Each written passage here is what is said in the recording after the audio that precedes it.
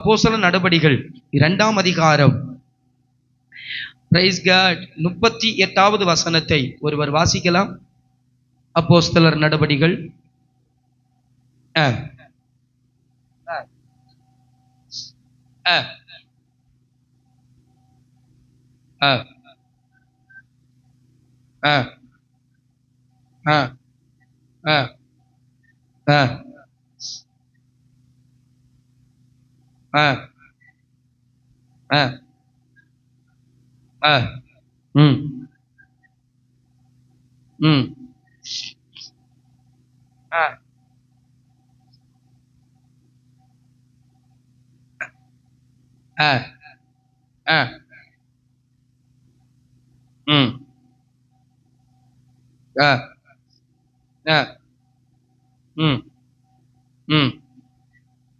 போதும்.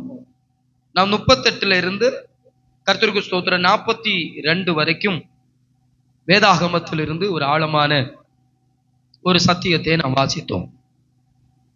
பிரியமான தேவ பிள்ளைகளை, இந்த வார்த்தையை நான் பேசுவதற்கு தெரிந்து கொண்டதனுடைய நோக்கம், இது அடிஸ்தான ஒரு உபதேசம். ராமன் சொல்லலாமா? இது ஒரு அடிஸ்தான உபதேசம். இதை அறிந்து கொள்ளாமல் நாம் வேத புஸ்தகத்தை புரிந்து கொள்வதும் கடினம். இல்லை, இதை அறிந்து கொள்ளாமல் கிறிஸ்தவ வாழ்க்கை அறிந்து கொள்வதும் கஷ்டம். நான்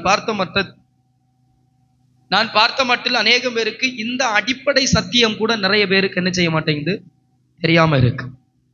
20 வருஷம் 30 வருஷம் 40 வருஷம் ரட்சிக்கப்பட்டவங்களுக்கு கூட இன்னைக்கு இந்த அடிப்படை சத்தியம் கூட தெரியாம இருக்கு. இது ஒரு அடிப்படை, ஒரு வேதத்தில் சொல்லப்பட்ட ஒரு உபதேசம். பிரியமான தேவ பிள்ளைகளே, நீங்க நினைக்கலாம், நான் நல்ல ஆறுதலுக்காக சபைக்கு வரேன், வீட்டுல பல பிரச்சனையோடு சபைக்கு வரேன், சபையில வந்தா இங்கேயும் கர்த்தருக்கு ஸ்தோத்திரம், அவர் அப்படி செய் இப்படி செய், இப்படி இருக்காத அப்படி இருக்காதேன்னு பேசிட்டு இருக்காரு, அங்கேயும் சமாதானம் இல்லை, இங்க ஆறுதல் கிடைக்குமான்னு பார்த்தா இங்கேயும் எனக்கு ஆறுதலான வார்த்தை இல்லை அப்படின்னு நினைக்காதீங்க. தேவனுடைய வார்த்தை உங்களை மறுரூபப்படுத்தும் என்று நான் சொல்லுகிறேன். அல்லேலூயா. சத்தியத்தை அறிவீர்கள், சத்தியம் உங்களை என்ன செய்யும்? சத்தமாய் சொல்லுங்க, விடுதலை. அப்ப பைபிள் வசனத்தை நீங்கள் அறிந்து கொள்ளும் பொழுது விடுதலை. பைபிள் வசனம் ரொம்ப முக்கியம். வேதத்தில் சொல்லப்பட்ட ஒவ்வொரு வார்த்தைகளும் ரொம்ப ரொம்ப முக்கியம். வேத புஸ்தகம் அது விலையேற பெற்றது. கர்த்தருக்கு ஸ்தோத்திரம். வைரத்தை விட, வைடூரியத்தை விட தேவனுடைய வார்த்தை மேலானது. ராமன் சொல்லுங்க, கவனிங்க. அப்போ இந்த தேவனுடைய வார்த்தையை நீங்கள் எவ்வளவு மனப்பாடம் பண்றீங்களோ அவ்வளவு உங்களுக்கு ஆசீர்வாதம். தேவனுடைய வார்த்தை எவ்வளவு நீங்கள் அறிய உற்சாகப்படுகிறீர்களோ அது நீங்க வேதம் சொல்லுகிறது, இந்த வசனத்தை வாசிக்கிறவனும் கேட்கிறவனும் பாக்கியவான் என்று எழுது. ராமன் வெளிப்படுத்தின விசேஷம் 1ஆம் அதிகாரம் வாசிக்கலாம். வெளிப்படுத்தின விசேஷம் 1ஆம் அதிகாரம் 1-2 வசனங்களை வாசிக்கலாம் சீக்கிரமாய்.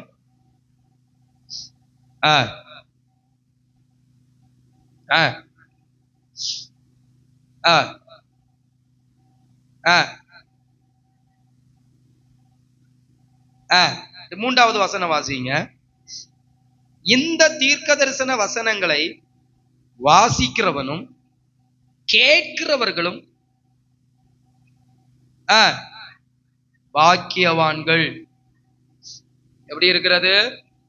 எல்லாரும் சொல்லுங்க, காலம் சமீபமாயிருக்கிறது. இந்த தீர்க்க தரிசன வசனத்தை வாசிக்கிறவனும் கேட்கிறவனும் யாராம்? சொல்லுங்க, யாராம்? பாக்கியவான். நீங்கள் பாக்கியவானா மாறுறதுக்கு லாட்டரி சீட்டு எடுத்து நான் பாக்கியவானா மாறணும்னு கிடையாது. பெரிய பணக்காரனுடைய வீட்டுல பிறந்து பாக்கியவான் ஆகணும்னு கிடையாது. பாக்கியவான் ஆகிறதுக்கு வேதம் சொல்லுகிறது, வேதத்தை கேட்டாலும் பாக்கியவான், வாசித்தாலும் பாக்கியவான், அதன்படி கை கொண்டாலும் பாக்கியவான். ஆமென். வசனத்தை நம்ம ரொம்ப தெரிஞ்சிருக்கணும். வசனம் தெரியவில்லை என்றால் இந்த உலகத்தில் ஏமாற்றுக்காரர்கள் நிறைய பேர் இருக்கிறார்கள். நம்மை சுலபமா ஏமாற்றி விடுவார்கள்.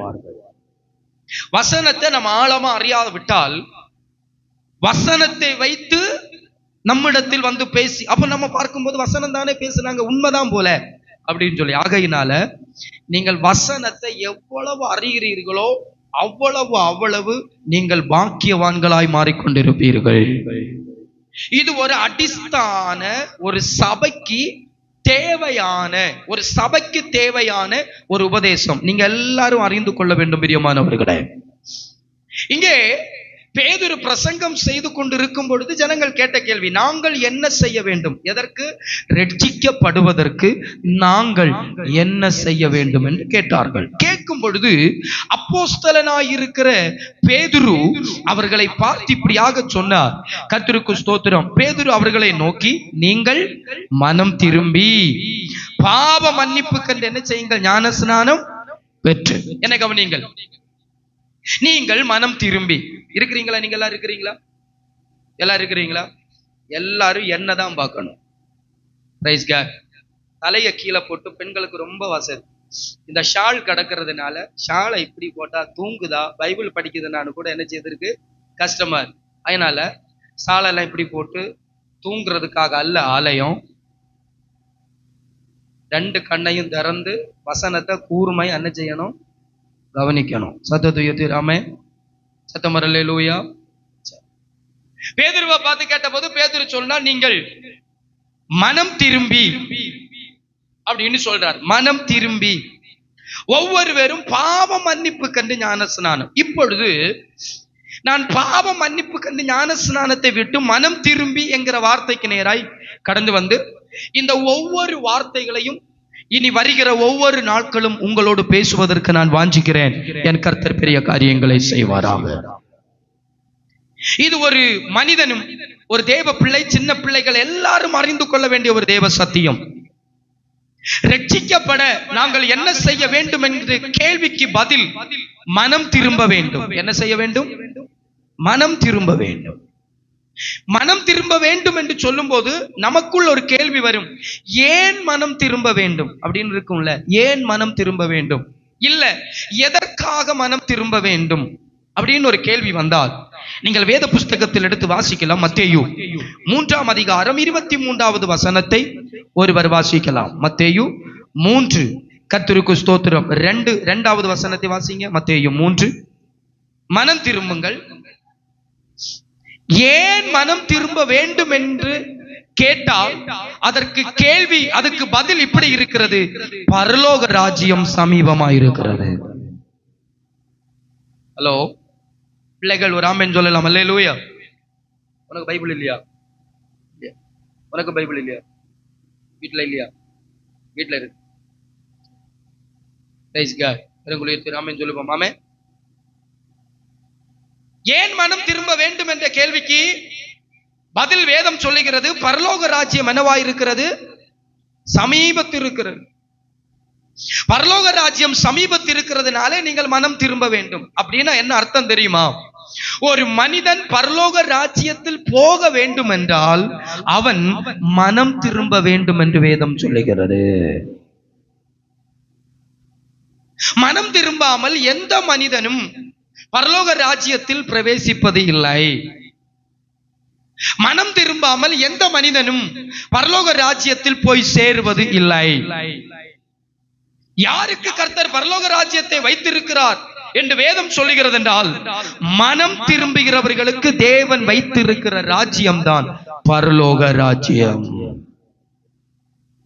அப்போ எவைகளில் இருந்து மனம் திரும்ப வேண்டும் என்று இருக்கு.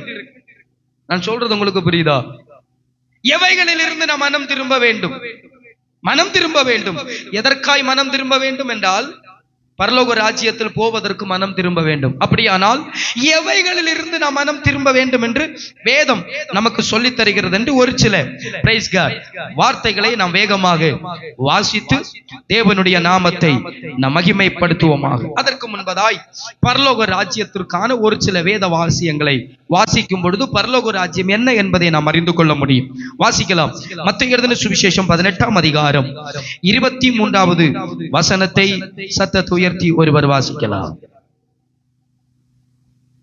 Price God.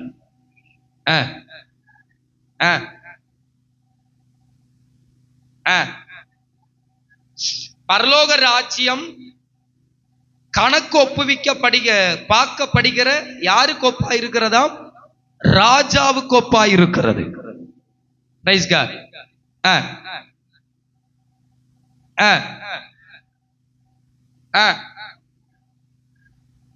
இப்போ பரலோக ராஜ்யத்தை குறித்து அங்க சொல்றார். ஒருவனை அவனிடத்தில் கொண்டு வந்தார்கள், நிர்வாகம் இல்லாதபடியால்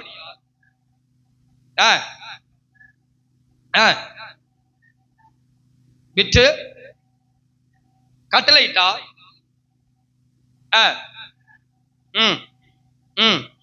ஆண்டவனே,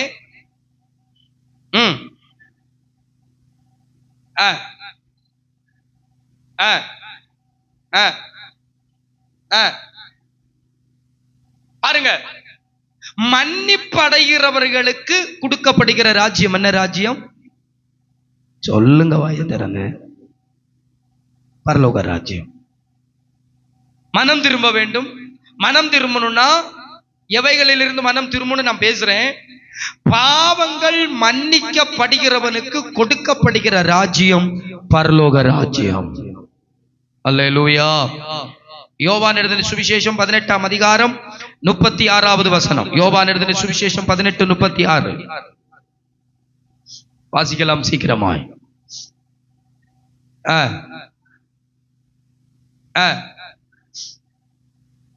இயேசு சொல்றார், என்னுடைய ராஜ்யம் இந்த உலகத்திற்குரியது, பரலோக ராஜ்யம் உலகத்துக்குரியது அல்ல. ஆனால் அப்ப ஆண்டவர் சொல்றாரு, பரலோக ராஜ்யம் இந்த உலகத்திற்குரிய ராஜ்யம் அல்ல, அது மகிமையான ராஜ்யம். Praise the Lord. எல்லாருக்கும் ஆசை இருக்கு எங்க போறதுக்கு. எல்லாருக்கும் ஆசை இருக்கு.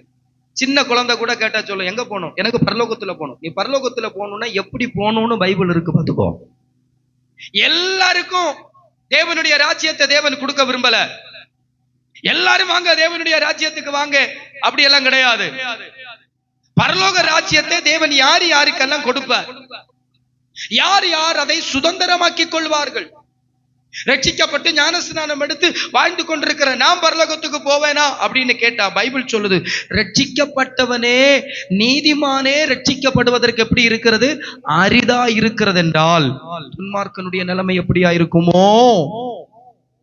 அப்ப பரலோக ராஜ்யத்தில் ஒரு மனிதன் போக வேண்டும் என்றால் அவன் எப்படிப்பட்டவைகளை விட வேண்டும்? ஒரு சில பாவங்கள் வேதத்தில் சொல்லப்பட்டிருக்கிறது. வாசிக்கலாம். 1 கொரிந்தியர் 6ஆம் அதிகாரம் 9-10 வசனத்தை வாசிக்கலாம்.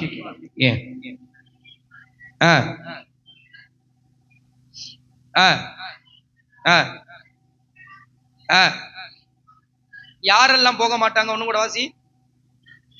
அநியாயக்காரர் எங்க போக மாட்டாங்க?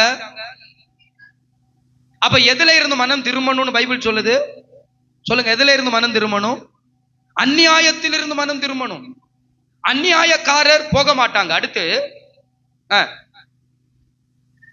வஞ்சிக்கப்படாதிருங்கள். வேசி மார்க்கத்தார் போக மாட்டாங்க.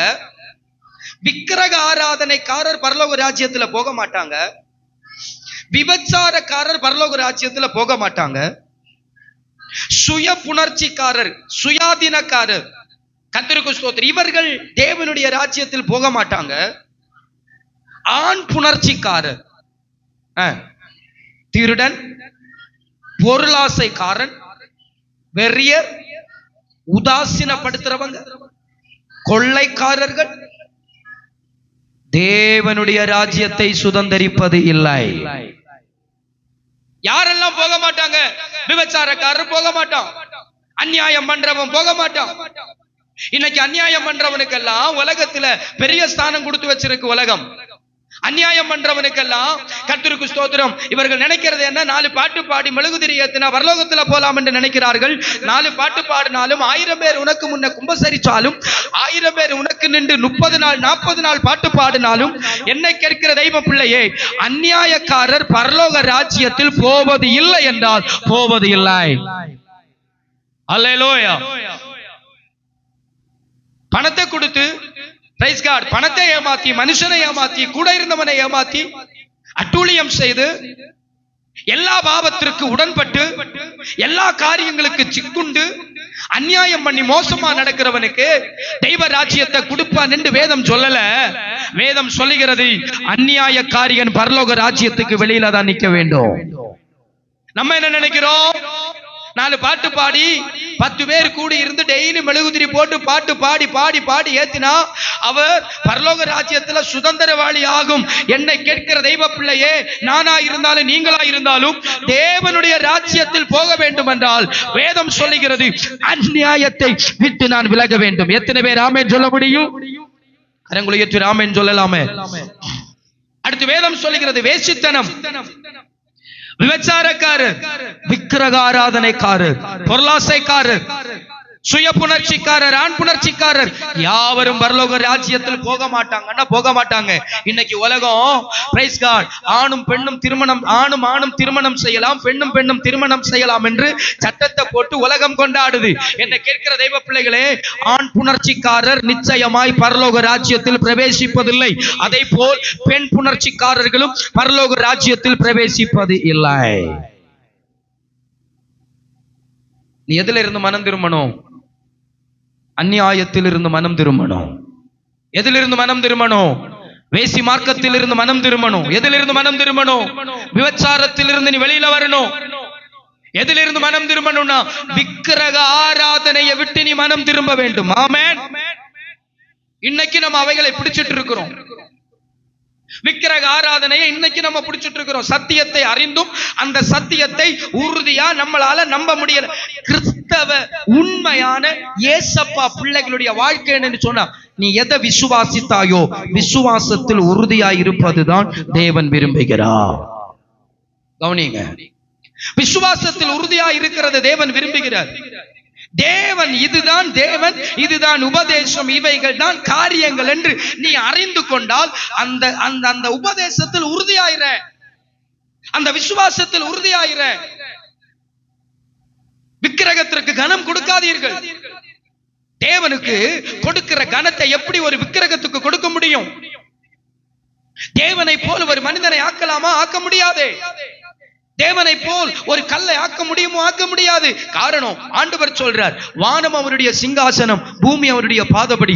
அவர் அவ்வளவு மகிமையும் வல்லமையும் படைத்தவர். அவருடைய வல்லமைய ஒரு சிலைக்கோ, அவருடைய வல்லமைய ஒரு மனிதனுக்கோ, அவருடைய வல்லமைய ஒரு கல்லுக்கோ கொடுக்க அவர் விரும்புகிறவர் அல்ல. அடுத்த ஒரு வேத பகுதியை வாசிக்கலாம். கர்த்தருக்கு ஸ்தோத்திரம் உண்டாவதாக. கலாத்தியர் 5ஆம் அதிகாரம் 21வது வசனம். கலாத்தியர் 5ஆம் அதிகாரம் 21வது வசனத்தை வாசிக்கலாம். அடுத்து பாருங்க, பொறாமை, கொலைகள், வெறிகள், களியாட்டுக்கள், இப்படிப்பட்டவைகளை செய்கிறவர்கள். இன்னும் வசனம் இருக்கு, அதனுடைய முந்தின வசனத்தை வாசிக்கலாமா? 19 இருந்து வாசிக்கலாமா?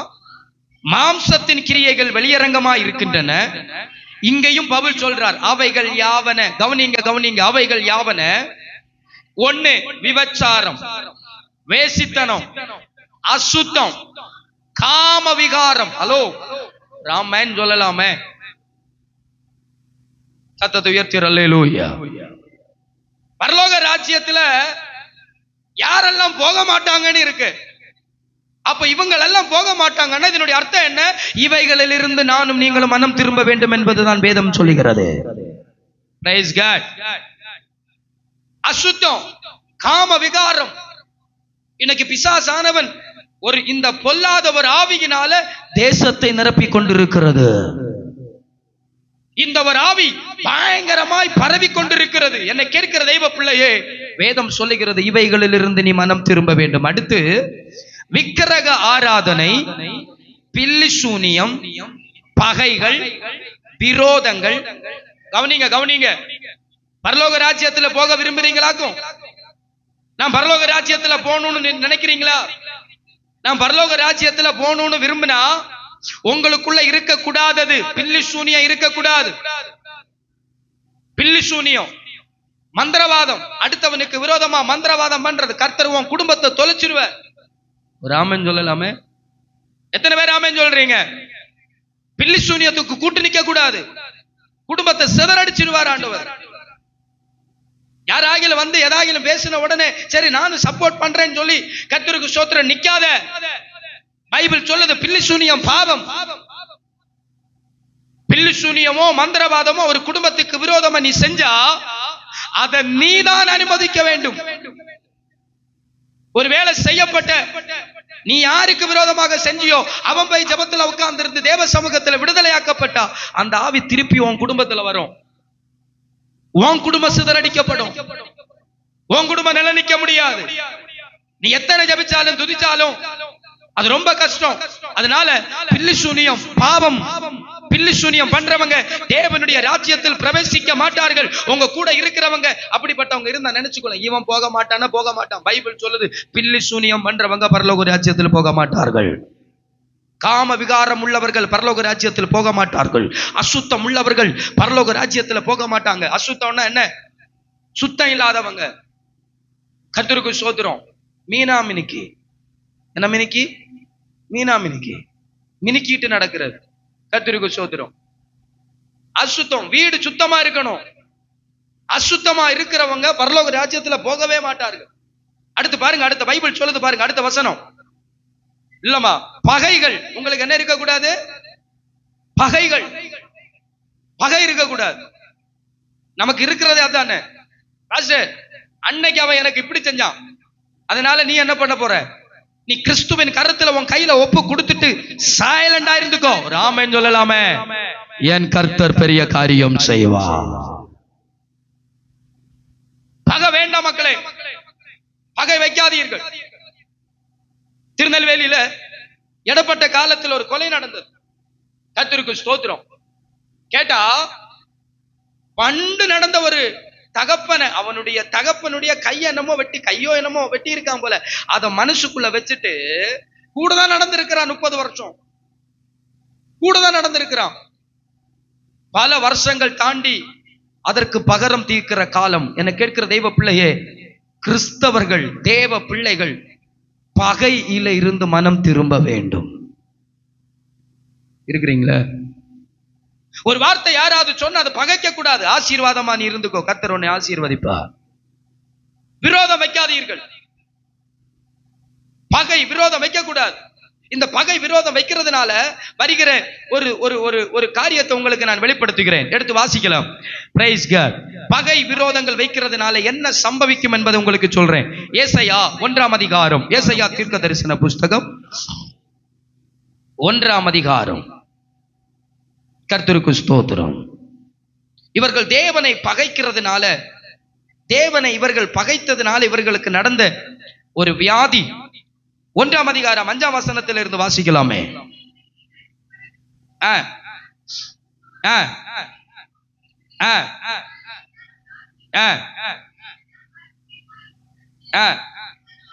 உள்ளங்கால் தொடங்கி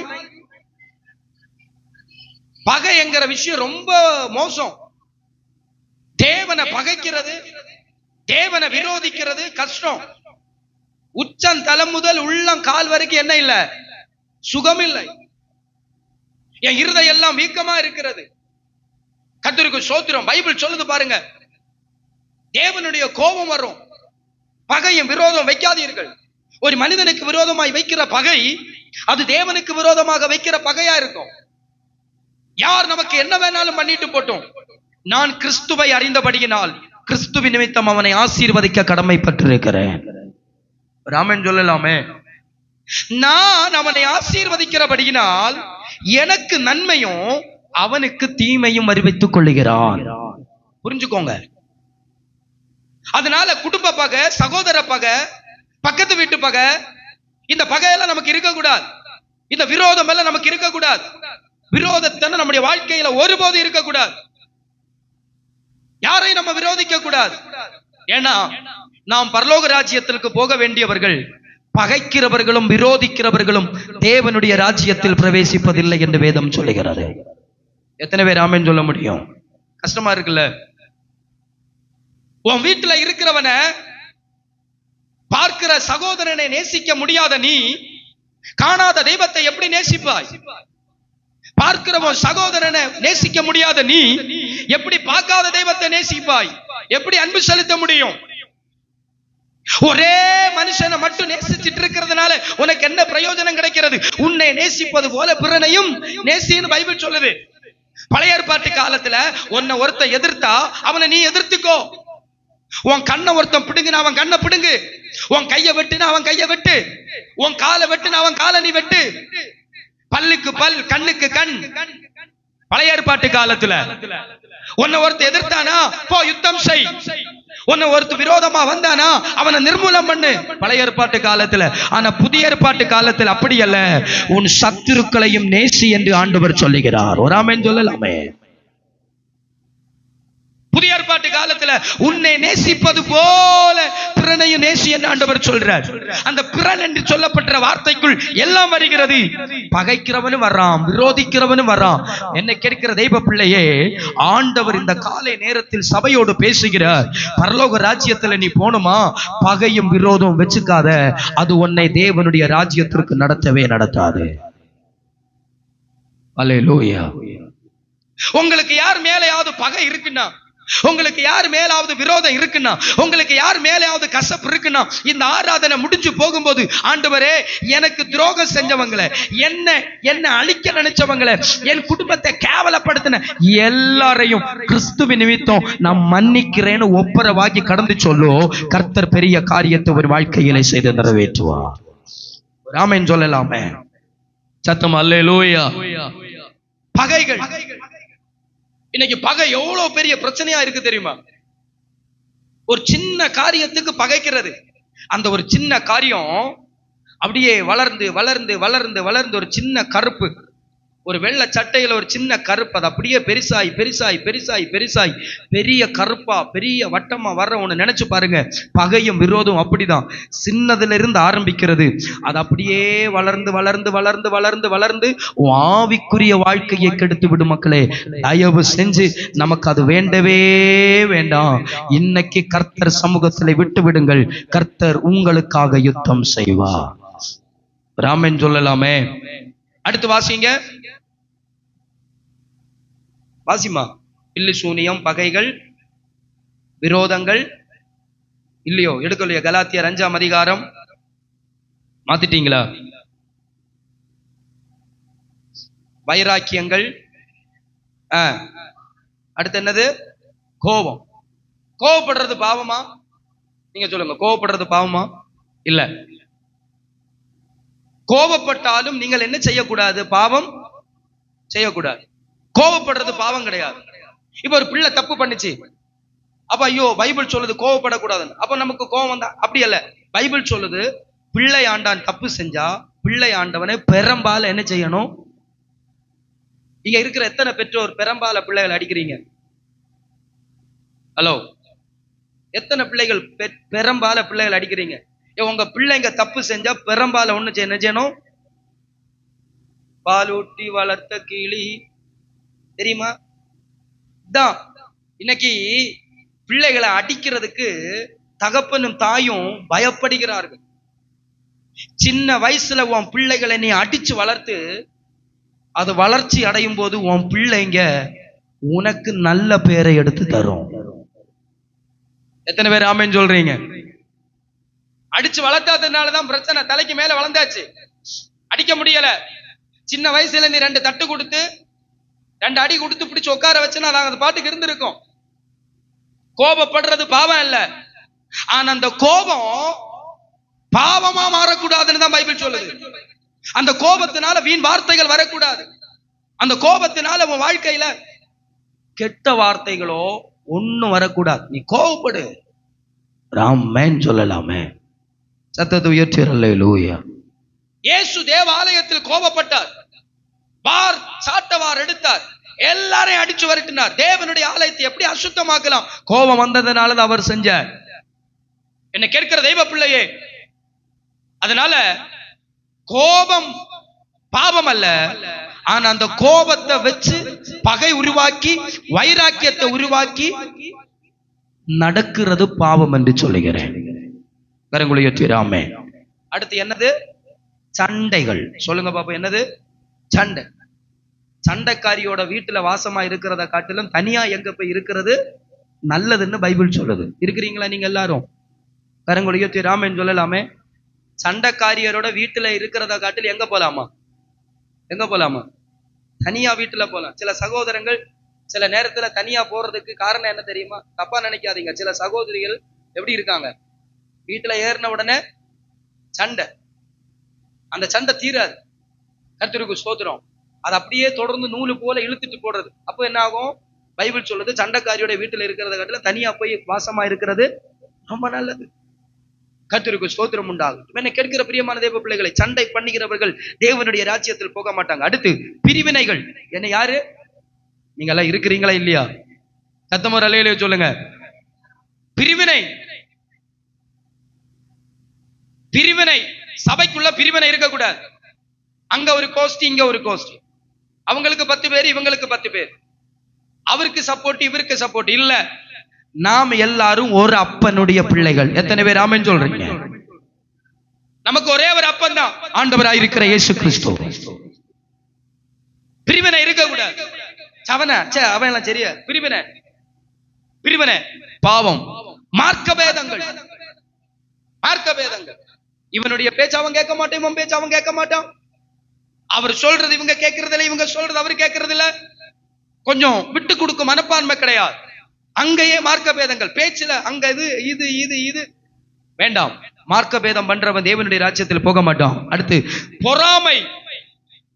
பொறாமப்படுறவன் பரலோக ராஜ்யத்துல போக மாட்டான். அடுத்தவனுடைய உயர்வை பார்த்து பொறாமப்படுறவங்க பரலோக ராஜ்யத்தில் போக மாட்டார்கள். வேதம் சொல்லுகிறது, எனக்கு எது தேவையோ அது தந்தா போதும் ஆண்டவர் என்கிற மனதுடையவனை தான் கர்த்தர் ஆசீர்வதிக்க வல்லமை உள்ளவராயிருக்கிறார்.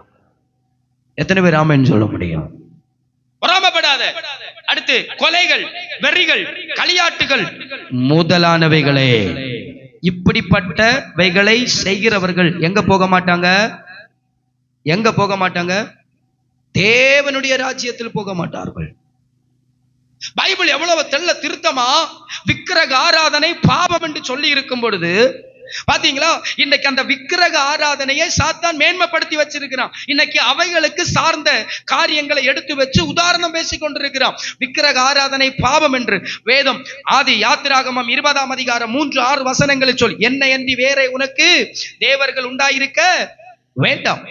மேலே வானத்திலும் கீழே பூமியிலும் பூமியின் கீழ் தண்ணீரிலும் உண்டாயிருக்கிறவர்களுக்கு ஒப்பான ஒரு சொரூபத்தை ஆகிலும் யாதொரு விக்கிரகத்தை ஆகிலும் உனக்கு உண்டாக்க வேண்டாம். நீ அவைகளை நமஸ்கரிக்கவும் வேண்டாம், சேவிக்கவும் வேண்டாம். உன் தேவனாகிய கர்த்தராய் இருக்கிற நான் எரிச்சல் உள்ள தேவனாயிருந்த. அல்லேலூயா. என்னை பகைக்கிறவர்கள். அப்போ பகை எங்க வருதுன்னு பாருங்க. என்னை பகைக்கிறவர்கள், விக்கிரக ஆராதனையை செய்கிறவர்கள் தேவனுக்கு பகைஞர். ராமன், நம்ம பைபிள் படிச்சா அப்படித்தானே இருக்குமா? பைபிள் அப்படித்தானே இருக்கு. என்னை பகைக்கிறவர்கள், விக்கிரக ஆராதனை செய்கிறவர்கள் பகைஞர். சிலை வழிபாட்டு செய்கிறவர்கள் தேவனுக்கு பகைஞர், தேவனுக்கு விரோதம் உள்ளவர்கள். அதனாலதான் ஏசாயா 1ஆம் அதிகாரம் 1வது வசனத்துல நம்ம வாசித்தோம், நான் வானங்களே கேள். வாசிக்கலாம் அந்த வசனம், இப்ப உங்களுக்கு புரியும். வானங்களே கேள், பூமியே செவி கொடு, கர்த்தர் பேசுகிறார். நான் பிள்ளைகளை வளர்த்து ஆதரித்தேன், அவர்களோ எனக்கு விரோதமாய் கலகம் பண்ணினார்கள். ஆடுக்கும் மாடுக்கும் இருக்கிற அறிவு இஸ்ரவேல் ஜனங்களுக்கு கிடையாது அப்படின்றார் ஆண்டவர். மாடுக்கு இருக்கிற அறிவு, மிருகத்துக்கு இருக்கிற அறிவு ஜனங்களுக்கு கிடையாது. மாடுக்கு தன் எஜமானன் யாருன்னு தெரியுது, கழுதைக்கு தன் ஆண்டவன் யாருன்னு தெரியுது. ஆனா இதுவரையிலும் போற்றி வளர்த்தி பாதுகாத்து சாப்பாடு கொடுத்து உடை கொடுத்து வழி நடத்தி வந்த இந்த ஜனங்கள் அறிவில்லாமலும் உணர்வில்லாமலும் இருக்கிறார்கள். அல்லேலூயா.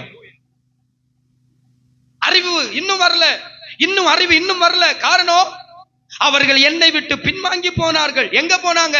அவர்கள் பின்வாங்கி விக்கிரகத்தையும் சிலைகளையும் வணங்க போனார்கள். அல்லேலூயா. விக்கிரகத்தையும் சிலை வழிபாட்டையும் செய்ய போனபடியினால் ஆண்டவர் சொல்றார், இவர்கள் எனக்கு பகைஞரானார்கள். இவர்கள் என்னை விரோதிக்கிறார்கள். என்ன கேட்கிற தெய்வ பிள்ளையே, தெய்வத்தை ஒரு மனுஷன் விரோதித்தா அவனுக்கு நடக்கிறது என்ன தெரியுமா? அந்த வசனம் சொல்லுகிறது, அடி மேல் அடி.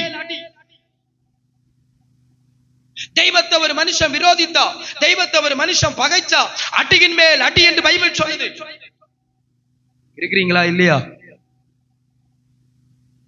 பகை தேவனுக்கு எப்படி உண்டாக்குறீங்க?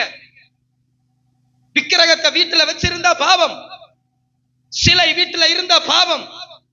பைபிள் சொல்லுது, தேவனுக்கு கொடுக்க வேண்டிய கனத்தை அதுக்கு கொடுத்தா பாவம். அப்படி நீ செஞ்சா தேவனை பகைக்கிறாய், தேவனை விரோதிக்கிறாய். தேவனை பகைத்து ஒரு வாழ்க்கை உனக்கு தேவையா? தேவனை பகைச்சு தேவனை விரோதிச்சு ஒரு வாழ்க்கை உனக்கு தேவையா? விக்கிரக ஆராதனைக்கு துணை போகிறியே, விக்கிரக ஆராதனைக்கு சப்போர்ட் பண்றியே, பாவமா இல்ல? அது எவ்வளவு பெரிய பாவம். வேதம் சொல்லுகிறது, நீ என் கனத்தை விக்கிரகங்களுக்கோ சிலைகளுக்கோ சொரூபத்துக்கோ நீ கொடுப்பாயானால் அடியின் மேல் அடி. ஆமென். அடியின் மேல் அடி. அதனால அதிகமா என்னை விட்டு விலகி போகிறீர்கள் அப்படின்னு ஆண்டவர் சொல்ற. தலையெல்லாம் வியாதி, எப்ப பார்த்தாலும் தலைவலி, எப்ப பார்த்தாலும் பிரச்சனை, தலைக்கு கணம், தலைக்கு பாரம், தலையில ஏதோ இருக்கிற மாதிரி இருக்கு, தலையில ஏதோ பிரச்சனை. காரணம் என்ன? சத்தியத்தை அறிந்த நீ, சத்தியத்தை அறிந்த நீ இன்னும் அந்த சத்தியத்திற்கு முழங்கால் படியிடாத படியினாலே அடியின் மேல் அடி உன் வாழ்க்கையில் வந்து கொண்டிருக்கிறது. இருக்கிறீங்களா இல்லையா? தலையெல்லாம் வியாதி, இருதயமெல்லாம் பலட்சியமா இருக்கிறது. அப்படின்னா என்ன? என்ன நடக்குதுன்னு தெரியல, என்ன சுத்தி என்ன வருதுன்னு தெரியல, ஒரே வெப்ராளம், ஒரே டென்ஷன், ஒரே கவலை, ஒரே வேதனை, மனவேதனை, இருதயம் எல்லாம் பலட்சியமா இருக்கிறது. இந்த பாவம், இந்த காரியம் எப்படி வந்தது என்று பைபிள் சொல்லுகிறது என்றால், நீ தேவனை பகைத்தபடியினால் இந்த காரியம் உனக்கு சம்பவித்து இருக்கிறது. இது ஏன் உங்ககிட்ட பேசுறேன்னா, நீங்கள் இந்த சத்தியத்தை அறிந்து கொண்டு மற்றவர்களுக்கும் இந்த சத்தியத்தை நீங்கள் சொல்லிக் கொடுப்பதற்காக நான் பேசிக் கொண்டிருக்கிறேன். கரங்களை உயர்த்தி ஆமென் சொல்லலாமே. அடுத்து பைபிள் சொல்லுது, உள்ளங்கால் தொடங்கி உச்சந்தலை மட்டும் என்ன கிடையாது, சுகமே இல்லை. அது எப்படி இருக்கு? காயமா இருக்கு, வீக்கமா இருக்கு, நொதிக்கிற ரணமா இருக்கு, ஷீல் பிதுக்கப்படாம இருக்கு. இருதயத்துக்குள்ள, நம்ம உடம்புக்குள்ள ஒரு புண் பழுத்துதுன்னா ஸ்டீல் என்ன செய்ய முடியாது, பிதுக்க முடியாது. சரீரத்திற்குள்ள வியாதி, வெளியில வியாதி என்ன ஏதாவது பாத்துக்கலாம், சரீரத்திற்குள்ள வியாதி, அதை கட்டப்பட முடியல, அதை எண்ணெயால் ஆற்ற முடியல. காரணம், இஸ்ரவேல் ஜனங்கள் தேவனை பகைத்து தேவனை விரோதித்ததினால இத்தனை விதமான வியாதிகளும் காரியங்களும் இஸ்ரவேல் ஜனங்களுக்கு வந்தது. கர்த்தர் சொல்றார், விக்கிரகத்துக்கு மண்டியிடாதே. கரங்களை உயர்த்தி ஆமென் சொல்லலாமே. சத்தத்தை உயர்த்தி அல்லேலூயா. நேபுகாத்நேச்சார் சிலையை வச்சுட்டு சொல்றார், வணங்குகின்றார். சத்தியத்தை அறிந்த சாத்ராக் மேஷாக் ஆபேத்நேகோ சொல்றாரு, நாங்கள் ஆராதிக்கிற தெய்வம் எங்களை விடுவிக்க வல்லவராயிருக்கிறார். விசுவாசத்தில் உறுதியா நின்னாங்க. சொல்றாங்க, இந்த தலையை நீ வெட்டி எடுத்தாலும் சரி, நாங்கள் இந்த விக்கிரகத்தை ஆராதிக்க மாட்டோம். ஏன்னா என் தெய்வம், என் ராஜா, என் அப்ப எனக்காக மரித்த ஏசப்பாவுக்கு மகிமைய இந்த விக்கிரகத்துக்கு நான் கொடுக்க விரும்பவே இல்லை. எத்தனை பேர் ஆமென் சொல்ல முடியும் மக்களே? அல்லேலூயா. விக்கிரக ஆராதனை பாவம். பைபிள் சொல்லுது, விக்கிரக ஆராதனைக்காரர்கள் பரலோக ராஜ்யத்தில் பிரவேசிக்க மாட்டார்கள். லட்சக்கணக்கு ஜனங்கள் ஆராதிக்கிறார்களே, லட்சக்கணக்கு ஜனங்கள் விக்கிரகங்களை வணங்குகிறார்களே, தண்ணிக்குள் காணப்படுகிற அதற்கு சொரூபமான அதற்கு ஒப்பனையான ஒரு சொரூபத்தை உருவாக்கி வைக்கிறார்களே, பூமிக்கு மேலே காணப்படுகிற பறவைகள் இவைகளை எல்லாவற்றுக்கும் ஒன்றை உருவாக்கி வைத்து உலகத்துல மகிமைப்படுத்துறாங்களே, இது எவ்வளவு பெரிய பாவம். இதனாலதான் தேசம் தண்டிக்கப்பட்டு கொண்டிருக்கிறது, இதனாலதான் தேசம் அழிக்கப்பட்டு கொண்டிருக்கிறது. தேவஜனமே, நீ மனம் திரும்பு. பேதுரு சொல்றாரு, நீ மனம் திரும்பி இஸ்ரவேல் ஜனம் கேட்கிறார்கள், நீ இவ்வளவு சத்தியத்தை பேசினியே, ரட்சிக்கப்படுவதற்கு நான் என்ன செய்ய வேண்டும்? பேதுரு ஃபர்ஸ்ட் சொன்னார், நீ இவைகளை விட்டு மனம் திரும்ப. அல்லேலூயா. சத்தத்தை உயர்த்தி ஒரு ஆமென் சொல்லலாம். அல்லேலூயா. கலாத்தியர் 1ஆம் அதிகாரம் 6-7 வசனத்தை வாசிக்கலாம்.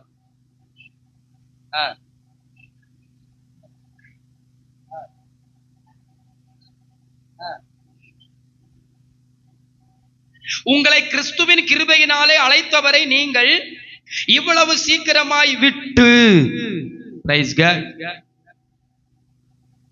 உங்களை அழைச்சது தேவ, உங்களை பரிசுத்தப்படுத்தினது தேவ, உங்களை கொண்டு வந்தது கர்த்தர். அவரை விட்டுட்டு வேறொன்னுக்கு நீங்க போறீங்களே, அது எவ்வளவு பெரிய பாவம் தெரியுமா? இன்றைக்கு ஒரு தீர்மானம் எடுத்துக்கொள். Praise God. Shadrach Meshach Abednego ஒரு தீர்மானம் எடுத்தாங்க, நாங்கள் ஆராதிக்கிற தெய்வம் எங்களை விடுவிக்க வல்லவராயிருக்கிறார். ராமன் சொல்லலாமே. நாங்கள் ஆராதிக்கிற தெய்வம் எங்களை விடுவிக்க வல்லமை உள்ளவராயிருக்கிறார். விக்கிரக ஆராதனை ரொம்ப பாவம். விக்கிரக ஆராதனை ரொம்ப பாவம். இன்னைக்கு அதே விக்கிரகத்தை வச்சுதான் பிசாசு தன் மகிமை எடுத்து கொண்டிருக்கிறான். தேவ சபையே, சத்தியத்தை அறிந்த நீ, உன் வீட்டுல விக்கிரகம் இருக்குன்னா தூக்கி போட்டுரு. கர்த்தருக்கு சோதரம். கர்த்தருக்காக செய், கர்த்தருக்காக நில்லு. விசுவாசத்தோட நீ செஞ்சு பாரு, உன் குடும்பத்தை கர்த்தர் இந்த தேசத்துல உயர்த்தி மேன்மைப்படுத்த அவர் வல்லமை உள்ளவராயிருக்கிறார். கரங்கள் உயர்த்தி தேவனை மகிமைப்படுத்தலாமா? ஒரு விக்கிரகம் உன் வீட்டுக்குள்ள இருக்கிறதுனால அதனால உன் ஆசீர்வாதம் கெட்டு போக கூடாது மக்களே. Praise God. உன் விக்கிரகம் உன் வீட்டுக்குள்ள இருக்கிறதுனால கர்த்தருக்கு ஸ்தோத்திரம், அதனால உனக்கு வர வேண்டிய நன்மை தடைப்பட்டு போக கூடாது. வேதம் சொல்லுகிறது, மனம் திரும்பு, மனம் திரும்பி பாவ மன்னிப்பு கண்டு ஞான ஸ்நானம் எடு. நீ எவைகளில் இருந்தெல்லாம் மனம் திரும்பணும் தெரியுமா? நான் சொல்லப்பட்ட பொறாமைகள், கொலைகள், கொள்ளைகள், விக்கிரகாராதனை, பில்லி சூனியம், காமவிகாரம், வேசித்தனம், ஆண் புணர்ச்சி, பெண் புணர்ச்சி, மார்க்க பேதங்கள், சண்டைகள், கோபங்கள், இவைகளில் இருந்து நீ மனம் திரும்ப வேதம் சொல்லுகிறது. இவைகளை விட்டு நீ மனம் திரும்பினால் பரலோக ராஜ்யம் கர்த்தர் நமக்கு தருவார். விசுவாசிக்கிற தேவ பிள்ளைகள் கரங்களை உயர்த்தி என் தேவாதி தேவனை மகிமைப்படுத்தலாமே. அல்லேலூயா. இந்த வேத புஸ்தகத்தில் சாலமோனின் ஞானம் அப்படிங்கிற ஒரு புஸ்தகம் இருக்கிறது. கர்த்தருக்கு ஸ்தோத்திரம். இந்த சாலமோனின் ஞானத்துல அழகாய் ஒரு சில வேத வசனங்களை கர்த்தருக்கு ஸ்தோத்திரம் சொல்லப்படுகிறது. கர்த்தருக்கு ஸ்தோத்திரம். எங்க இருக்குன்னு தெரியலையே சாலமோன் ஞானம். சரி, சாலமோன் ஞானம் 14ஆம் அதிகாரம். நீங்கள் வீட்டுல போய் வேத புஸ்தகத்தை, நம்ம பைபிள்ல கிடையாது சரியா, நீங்க அதுல சாலமோன் ஞானம் தேடனா கிட்டாது. Praise God. இந்த சாலமோன் ஞானத்துல நான் வாசிக்கிறேன். கர்த்தருக்கு ஸ்தோத்திரம். சிலை வழிபாட்டின் தொடக்கம். நல்லா கவனிங்க. நம்முடைய ரோமன் கத்தோலிக்க பைபிள் புஸ்தகத்துல சாலமோனின் ஞானத்தில் இருக்கிற ஒரு ஆழமான சத்தியத்தை நான் உங்களுக்கு வாசிக்கிறேன். சிலை வழிபாட்டின் தொடக்கம். இதெல்லாம் நான் பேசணும்னு வந்ததே இல்லை. என்னைக்கெல்லாம் படிக்கிற காரியங்கள் பேசும்போது அப்படியே ஞாபகத்துக்கு வருகிறது அந்த அதிகாரங்கள் எல்லாம். சரி, சிலை வழிபாட்டின் தொடக்கம், இதை குறித்து நான் சொல்றேன். சிலைகள் செய்ய திட்டமிட்டதே விபச்சாரத்தின் தொடக்கம். அப்ப சிலைகள் செய்ய தொடங்கினதே எதற்கு தொடக்கமா பண்ணிட்டாங்க? விபச்சாரத்திற்கு தொடக்கம். அடுத்து அவற்றை கண்டுபிடித்ததே வாழ்வின் அழிவு. சிலை வழிபாட்டை கண்டுபிடித்ததே எதற்கு அழிவாம்? எதற்கு அழிவாம் மக்களே? நீங்க எல்லாம் வசனம் நல்லா தெரிஞ்சிருக்கணும். வாழ்வின் அழிவு. அவை தொடக்க முதல் இருந்ததில்லை. பைபிள் சொல்லுது. இதை வாசிக்கிறியா? குடுப்பிள்ளை மகிபா கையில ஒண்ணு கொடு. இங்க வா.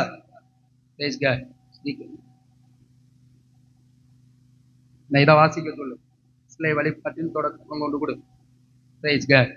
சீக்கிரம் போ, நான் முடிக்க போறேன். இதை வாசிச்சுட்டு நீங்க எல்லாம் அறிந்து கொள்ளணும். சிலை வழிபாட்டின் தொடக்கம்,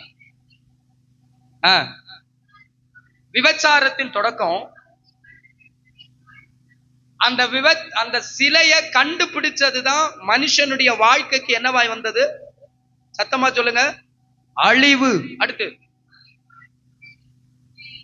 ஆதியிலிருந்து சிலை வழிபாட்டு இருந்ததே தெரியுமா உங்களுக்கு? கேக்குதா காதுல? இருந்ததே இல்ல. இனி அது என்றென்றும் இருக்க போவதும் இல்லை.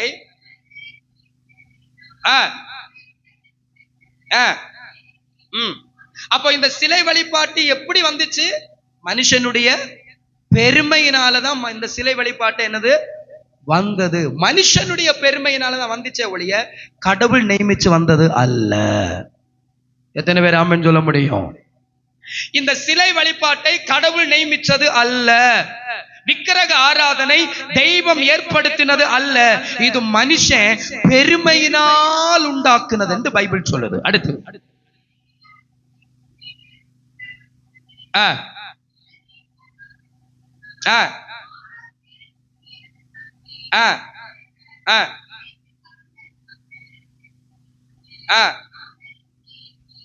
ஒரு மனுஷன் அவனுடைய மகன் செத்து போச்சான். மகன் செத்து போனதுனால அந்த மகனுடைய ஞாபகத்திற்குமாய் அந்த தகப்பனார் எதை செஞ்சாராம்? சிலைய செஞ்சாராம். நான் சொல்லல மக்களே, பைபிள் சொல்லுது.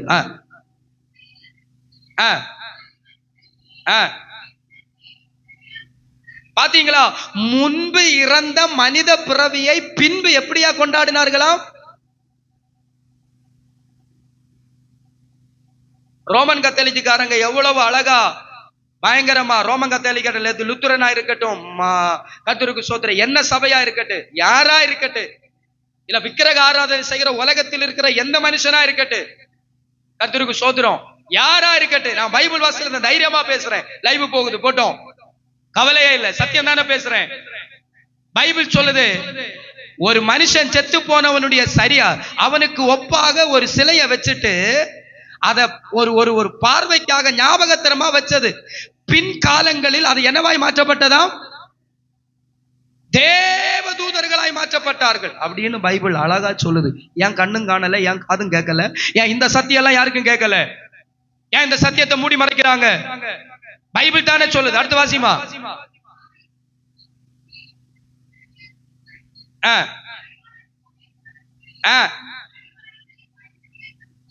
அதுக்கப்புறம் தான் ஒவ்வொரு வழிபாடுகள், ஒவ்வொரு சடங்குகள் அதற்கு பிற்பாடு அப்படியே கடந்து வந்துச்சுன்னு பைபிள் சொல்லுது. சடங்கு ஆச்சாரங்கள் எங்க இருந்து வந்தது? ஒவ்வொரு வழிபாட்டுகள் எப்படி வந்தது? காலகாலமாய் தொடர்ந்து அப்படியே வந்ததுன்னு பைபிள் சொல்லுது. சடங்காச்சாரங்கள் கிறிஸ்தவத்துக்கு தேவையா? தேவையில்லாதது. ஆமென் சொல்லலாமே. சடங்காச்சாரம் கிறிஸ்தவத்துக்கு தேவையில்லை, முட்டாள்தனம். சடங்கு செய்கிறது, காரியங்கள் பெயறதுக்கா? ஒரு பெண் பிள்ளை பிறந்தா காது குத்தணுமா? காது குத்து, அது மாமனுக்கு மடியில வச்சு பைபிள் சொல்லுதா? மாமனுக்கு மடியில வச்சு காது குத்தணும்னு பைபிள் சொல்லுதா? ஆமென் சொல்லலாமே. பைபிள் சொல்லுதாக்கும். உன் வீடு கட்டினா வீட்டுக்கு நடுவுல பாலை கொண்டு வச்சு காய்ச்சுன்னு பைபிள் சொல்லுதாக்கும். வீட்டுக்கு நடுவுல பாலை வச்சு காய்ச்சனா என்ன வரும்? எத்தனையோ குடும்பம் வீட்டுல நடுவுல பால் வச்சு காய்ச்சி வீடு பூட்டி போட்டிருக்கு சடங்கு காரியம் பார்த்து. பைபிள் சொல்லுது, சடங்கு ஆச்சாரங்கள் இவைகள் எல்லாம் அதற்கு பின்பதாக விக்கிரக ஆராதனைக்கு ஒப்பிட்டு வந்ததுன்னு பைபிள் சொல்லுது. இதை எத்தனை பேர் ஆமோதிக்க முடியும்? கரங்களை உயர்த்தி ஆமென் சொல்லலாம். ஏன் உன் கிச்சனுக்குள்ள வச்சு பால் காய்ச்சி வர்றவங்களுக்கு ஒரு டீ போட்டு கொடுத்தா குடிச்சிட்டு சந்தோஷம் போக மாட்டாங்களா? என்ன வீட்டுக்கு நடுவுல அதுவும் சுடுகல்லு கொண்டு வச்சு எல்லாம் எதுக்குன்னு கேக்குறேன். எதுக்கு நீ ஸ்தானம் பாக்குற? விசுவாசிக்கிற உனக்கு எதுக்கு ஸ்தானம்? சடங்காச்சாரங்கள் கேட்டா உலகத்தின் முறை வழக்கம் பாஸ்டர். கேவலமா இல்ல? வெக்கமா இல்ல? பைபிள் சொல்லுது, சடங்காச்சாரம் பாக்குறவன நான் வெறுக்கிறேன்னு பைபிள் சொல்லுது. தெரியுமா உங்களுக்கு? நான் வெறுக்கிறேன். தேவனுக்கு பகை உண்டாக்காதீர்கள். அதனுடைய அழிவு இருக்கு மக்களே. சிலை வழிபாட்டின் அழிவு அது அது கெட்டிங் அதுல இருக்கும். இந்த பக்கம் இந்த பக்கம் பாரு, இந்த பக்கம் இல்ல 14 தான் இருக்கும். 14 15 அழிவுகள் இருக்கும். இருக்கா? சிலை வழிபாட்டின் அழிவுகள் இருக்கா? விளைவுகள் இருக்கா? வாசி. கடவுளை பற்றிய பாருங்க, சிலை வழிபாட்டினுடைய விளைவு. நீ இந்த மாத்திரை சாப்பிட்ட உனக்கு இந்த விளைவு வரும்ன்றோம்ல. சிலை வழிபாடு பண்றதுனால என்ன பிரச்சனை வருதுன்னு பைபிள் சொல்லுது. கடவுளை பற்றி அறிவில் மனிதர்கள் தவறிட்டாங்க. அது மாத்திரமல்ல, அறியாமையினால் பெரும் போராட்டத்துக்குள்ள வாழ்றாங்க. சிலை வழிபாட்டை வழங்குறதுனால விளைவு என்ன தெரியுமா? பெரும் போராட்டம். அறியாமையினால செய்யறாங்க. பெரிய போராட்டத்துக்குள்ள வாழ்ந்துட்டு இருக்கிற மக்களே, மனம் திரும்பு. அடுத்து எல்லாரும் என்ன சொல்றாங்களா?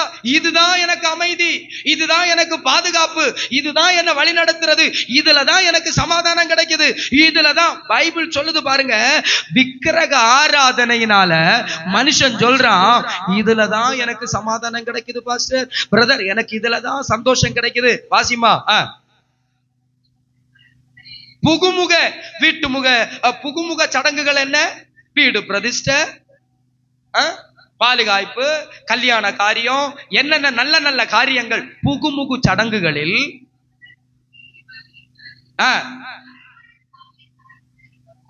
கொண்டாடினாலும் கொண்ட நடத்தினாலும் பாருங்க, இன்னைக்கு உலகம் முழுவதும் விக்கிரகத்தை கொண்டு களியாட்டு பண்றாங்க. ஊரு ஊரா சுத்தி சுத்தி களியாட்டு. நீ என்ன களியாட்டு பண்ணினாலும், நீ ஊரு சுத்தினாலும், நீ என்னதான் பண்ணினாலும் விளைவு பார்த்துக்கோ. இதுதான் விளைவு. வாசி, உன் கல்யாண வாழ்க்கை கரபடாம இருக்காது. கண்டிப்பா அதுல ஒரு பாவம் வரும், அதுல ஒரு காரியம் நடக்கும்னு பைபிள் சொல்லுது. அடுத்து நயவஞ்சமாக ஒருவரை ஒருவர் கொல்லுகிறார்கள். கொலை எப்படி வந்துச்சு? நம்ம ஆரம்பத்துல பார்த்தோம்ல, விக்கிரக ஆராதனா எல்லா பாவத்திற்கும் தொடக்கமா இருக்குன்னு பார்த்தோம்ல. திருமண உறவுல பிரச்சனை எப்ப வந்துச்சு? குடும்பத்துல பிரச்சனை எப்ப வந்துச்சு? பைபிள் சொல்லுது, விக்கிரக ஆராதனைக்கு என்று மனிதர்கள் முக்கியத்துவம் கொடுத்தார்களோ அப்போ குடும்பத்துல பிரச்சனை வந்தது. Praise God. கொலை வந்துச்சு. விபச்சாரம் என்கிற ஒரு பொல்லாத பாவம் உலகத்தில் பிறப்பிக்கப்பட்டது. இதன் விளைவாக ஒரே குழப்பம். ஊருக்கு சமாதானம் இருக்கா? நாட்டுக்கு சமாதானம் இருக்கா? ராஜ்யத்துக்கு சமாதானம் இருக்கா? இல்ல. காரணம் விக்கிரக ஆராதனை. ஒரே குழப்பம். குருதி பாத்தீங்களா? குருதி கொடுக்கிறது. இதைகள் எதுல வந்தது? விக்கிரக ஆராதனையில வந்தது. பிள்ளைய கொண்டு பலியிடுறது, சின்ன பிள்ளைகளை கழுத்தை வெட்டுறது, கையை வெட்டுறது, ரத்தம் கொடுக்கிறது, ஆடு வெட்டுறது விக்கிரக ஆராதனையினால் வந்தது. வாசிமா, களவு. களவு எப்படி வந்தது? இந்த பாவத்தை செய்ய ஆரம்பிச்ச போதுதான் களவு வந்தது, வஞ்சகம் வந்தது, ஊழல் வந்தது, பற்றுறுதிமை வந்தது, கிளர்ச்சி வந்தது. நல்லத பற்றியான குழப்பம், செய்ய காரியத்தை நன்றி மறக்கிறது, ஆத்துமாவை கரைப்படுத்துகிறது, இயல்புக்கு மாறான காம வேட்கை, மன வாழ்க்கையில் முறைகேடு, விபச்சாரம், வரம்புக்கு எதிரே ஒழுக்கக்கேடு, பேரை கூட சொல்ல, அந்த விக்கிரகத்துக்கே தன் வாயினால பேரை சொல்ல கூட தெரியாத அந்த சிலைகளின் வழிபாட்டே எல்லா தீமைக்கும் முதலும் முடிவும் காரணமாகும். எத்தனை பேர் அறிஞ்சு கொண்டீங்க? கேட்டீங்களா? சத்தம் ஒரு அல்லேலூயா, கரங்களை உயர்த்தி ஒரு அல்லேலூயா. நீ கர்த்தருக்காக நில்ல. உன்னை யார் என்ன செய்ய போற? நீ கர்த்தருக்காக நில்ல. தானியேலை சிங்க கெபியில் பாதுகாத்த தெய்வம் உன்னையும் பாதுகாக்க வல்லமை உள்ளவராயிருக்கிறார். அக்கினி சூளையில 3 வாலிபர்களை பாதுகாத்த கர்த்தர் உன்னை பாதுகாக்க மாட்டாரா என்ன? என் ஊரே எழும்பி வரட்டு. இப்ப பெந்தேகோஸ்து சர்ச்சுக்கு போறான், எங்க குடும்பத்தை விட்டு அவன் சர்ச்சுக்கு போறான், ஊரே வரட்டு, நீ எதுக்கு பயப்படுற? ஊரை காட்டிலும் வல்லமை உள்ளவர் எங்கூட இருக்கிறார். எத்தனை பேர் ஆமென் சொல்ல முடியும்? பைபிள் சொல்லுது, சீஷர்களிடத்துல விசுவாசிகள் கேட்டாங்க, ரட்சிக்கப்படுவதற்கு நாங்கள் என்ன செய்ய வேண்டும்? அதற்கு ஊழியக்காரன் முதல் போப்பு பேதுரு சொன்னா, நீங்கள் மனம் திரும்ப வேண்டும். எதற்காய் மனம் திரும்ப வேண்டும்? பரலோக ராஜ்யத்தில் போவதற்காய் மனம் திரும்ப வேண்டும். எவைகள் எல்லாம் விட வேண்டும்? நான் சொல்லப்பட்ட இத்தனை பாவங்களில் இருந்தும் ஒவ்வொரு மனிதனும் மனமாற வேண்டும். ஒரு ஆமென்.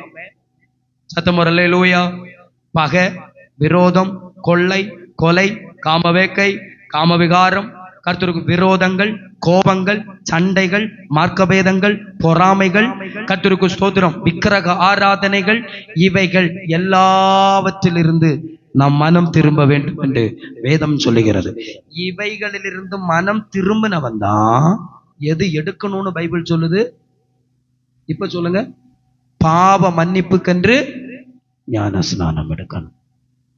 இவைகளிலிருந்து திரும்பிட்டியா, நீ ஞான ஸ்நானம் எடுத்துக்கோ, தப்பே இல்லை. நம்ம